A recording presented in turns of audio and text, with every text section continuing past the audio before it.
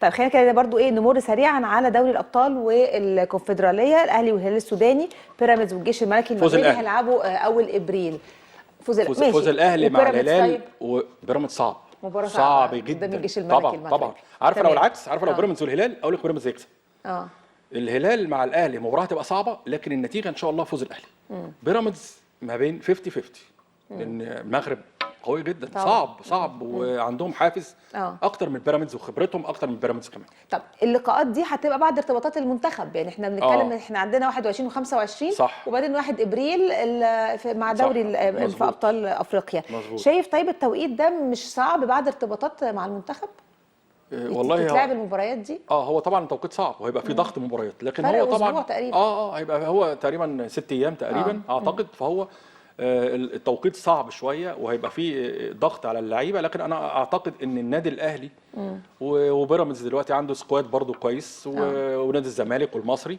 انا اعتقد ان الفرق دي هتقدر كمان في الكونفدراليه او دوري الابطال هتعمل اداء كويس. الزمالك برضو هيلعب يوم 2 ابريل هو المصري. الزمالك هيلعب مع ستيلن بوش الجنوب افريقي، والمصري هيلعب مع تسيمبا التنزاني. مباراه صعبه جدا. انا اعتقد ان شاء الله المصري ممكن يعملها ويكسب.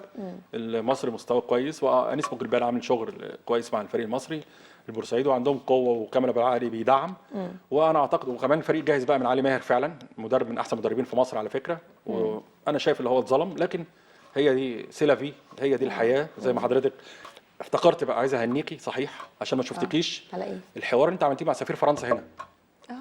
شفت بقى؟ لا ايوه افتكرتها سيلافي بقى. فانا عرفت ان انت جامده في الفرنساوي، فانا بقول انا بهنيكي. حوار عمل رياكشن جامد جدا، رد فعل رهيب مع السفير الفرنسي. كويس ان انا افتكرت اهو. ده كان في لقاء تاني على فكره برضه مع حد من الاتحاد الدولي برضه كان بالانجليزي بقى. ايوه بالانجليزي. بس هو الحوار مع السفير الفرنسي لانه ترجم في الليكيب وفرنسا فوتبول بره وكان كلامك كان قبل الدوره الاولمبيه. بالظبط. وكان توقيته مهم جدا وهو ما كنتش عارف حضرتك فرنساويه جامده قوي كده. عشان كده بقول لك سيلافي يعني. سيلافي بالظبط. وميرسي بوكو. طيب الله يخليك.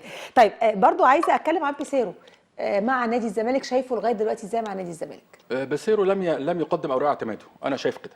انا شايف اللي هو مدرب قعد في الاهلي 13 مباراه ما خدش وضعه، رغم ان كان عامل نتائج كويسه ومشي على طول لما كان بيدرب النادي الاهلي. ما لحقش يكاتشن زي ما بنقول بياخد الكوره. لكن انا اعتقد اللي هو مع الزمالك برضو بدا يظبط شويه في شويه حاجات، وفي لعيبه بدا شحاته بدا يطلع لعيبه معينه، بدا يعني يعتمد. انا شايفه تركيزه كان قوي من ساعه ما جه، يعني من اول ما جه تحس ان هو طبعا مش بعيد عن الكره المصريه. لا خالص، حافظ في الاهلي قبل كده، فمش بعيد عن الكره المصريه ونفسيه اللاعب المصري. بالظبط.